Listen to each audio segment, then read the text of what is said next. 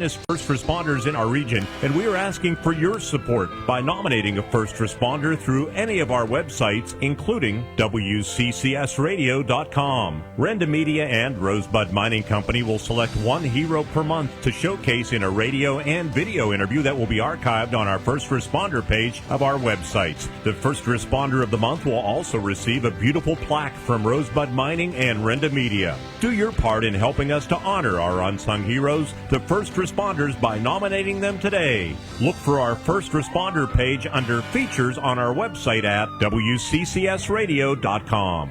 7:49 in the morning. Bob Pollock with us from the Extension Service. Our conversation presented by Marcus and Mack, voted best law firm, best personal injury lawyer, 3 years in a row, the Best of Indiana County contest. Visit them online, marcusandmack.com. And it is Indiana in the Morning on WCCS. Good morning, Bob. Good morning. Good to have you with us here today. Had a conversation with the game warden yesterday, talking about chronic wasting disease and the program they have coming up at Blue Spruce Park, which I know isn't a particular concern with you with what you do, but it got me to thinking about the fall of the year, which is approaching rapidly. The leaves will be coming down, and we are getting toward that season of the year when our yards will go dormant. They've still got about a month and a half left before that happens. But what are we supposed to be doing right now with our lawns to get them into shape for the coming dead season? Dead season. We could be a little less harsh there and say dormant season. No, dead season is the one I'm thinking of. By the way, well, you may have a nice hat for you. Yeah, those are very nice. You will not go unnoticed if you wear that hat. That's the point of it all. You might have dead spots, literally dead spots in your yard. Right now, even. Yes, even now. So that's a good sign to go out and check that out and scratch the soil surface, see what's there. Because we have had some dry enough weather, hot weather, that it could have stressed some spots more than others, so you could have had some die out of some species in that mix that's in your yard, or it could have even been spots that were just weeds, although the weeds tend to keep growing and be green, and then the grass dies. Yeah, but you get those little puzzling there about the size of a dinner plate, a little patch of grass that just dies right there. Yeah, and it's perfectly round, like it was deliberately done.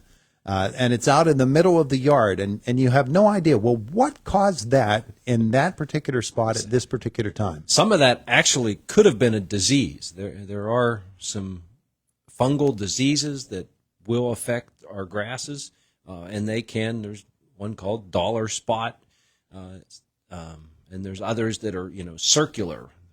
Mm-hmm. There will be a circular area, and then it can expand from there. But that can occur, and so now we're really in that time frame where now's a great time to be out repairing those. Work that soil up a little bit. All you have to do, in many cases, is just scratch that. With a hard rake, scratch it, loosen up the soil that's there. You might need to add a little bit of soil, reseed those spots, because now we're,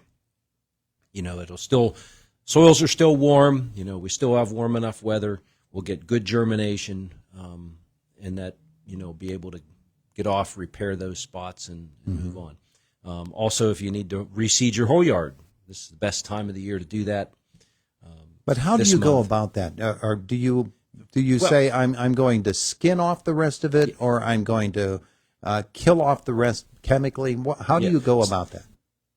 All those options are viable options. You can come in and kill the whole thing off. If you have a lot of weeds, or especially perennial weeds, that might be the better way to go, because you want to kill those perennial weeds that have really creeped in over time and taken over and choked out the grass that you wanted to have there originally. Mm-hmm. So if you have a lot of perennial weeds, then killing those first is a good thing to do. All right, get those out of the way, and then you can go from there. And you might need to, work up the whole, thing, then you might need to rototill the whole thing. loosen it up, because you could also have compaction there from over the years. Mm-hmm. You might have variations in low spots and high spots and rough, that working it up and then just smoothing it out, reseeding it all will get you off to a good start again. And someone who has an in-town lawn, that's something. I have a 3-acre lawn, so and you right, you may not want to attack all that. You may want to break that down into chunks. You might do an acre this year, mm-hmm. and then an acre next year, and an acre the year after that. Break it into phases that make the most sense to do, and work at it that way. You don't have to do it all at once to make those changes and upgrades and mm-hmm. And that can happen. You can even get some species of grass will take over. It's kind of like Kentucky in the texture of the lawn too. The grass species, Kentucky bluegrass is a real fine textured grass, and most of the fescues are fine textured. But you can throw in that Kentucky 31 tall fescue, still a fescue, but that's used a lot in parks and athletic fields and mm-hmm. places where you have heavy use, because it holds up better, but it has a real wide blade. Yeah. And so it stands out like a sore thumb, if you combine that with it's a different the other shade. fine. It's a different shade. It's a different from the shade others. too. It's usually a little lighter shade than are some of the other species. So both color and texture can, and if it bothers you, you can, they're both mm-hmm. viable. They're both good. Usually that Kentucky 31, they try to have that, by itself. Just different cultivars of that. That's a pretty tall tough fescue. grass, isn't it? Yeah, right. It is. It's tough. It's more vigorous. It repairs itself well. It has a bigger root system, and so it's able to handle a lot of activity on it. It's the bully. Where other ones, you'd wipe them out a lot quicker than you would that species. It's the bully on the lawn. So that's going on. I wanted to ask. So also, even if you don't need to, even if you have spots that you just need to repair, you can get that done now. Weed control with especially some of those tough perennials, the creeping Charlie and the wild violets and even dandelions. Those things, now's we're in a good season now where we can treat those and have a lot more effective control of those perennial weeds mm-hmm. during this season of the year. Yeah. Just a moment left. I wanted to ask you about spotted lanternfly. We've not said much about it this year at all, but I'm hearing more about it now for some reason. Is there? Well, that's because in more places there's more adult activity now. This is their active time. Yeah. So I had a text last week about that. They were in Greensburg and in a parking lot and took a picture of just a tree that you couldn't see the bark for all the adult spotted lanternflies that were populated on it.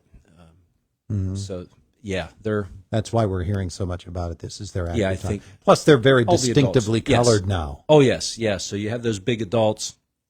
Of course, they're sap feeders, and so they're a huge nuisance. And then, of course, as they process the sap in their own bodies, they excrete. They make doo-doo. Yeah, sugar. They don't consume all that sugar, so that gets deposited and rained out, and then we get black sooty mold growing on that, so that can get all over various surfaces, and then you get the mold growing on the sugar, and then that turns things black, and then you get it's very rude. Bothered. Very rude of the spotted lanternfly. Yes. All right, there you go. It is an abbreviated segment today, but we got through it. Thank you, Bob. It's very quickly. Indiana in the morning. It's WCCS 101.1 FM, AM 1160, WCCSradio.com.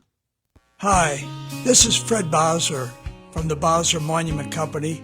I'm proud to introduce MonumentCreator.com, our new online program that lets you design your monument right from home. As a family-owned business serving Indiana and surrounding counties since 1955, we've always been committed to honoring your memories. Visit monumentcreator.com today, because every memory deserves a monument. Finally, this weekend, the Northern Appalachian Folk Festival kicks off on Philadelphia Street, September 5th, 6th, and 7th.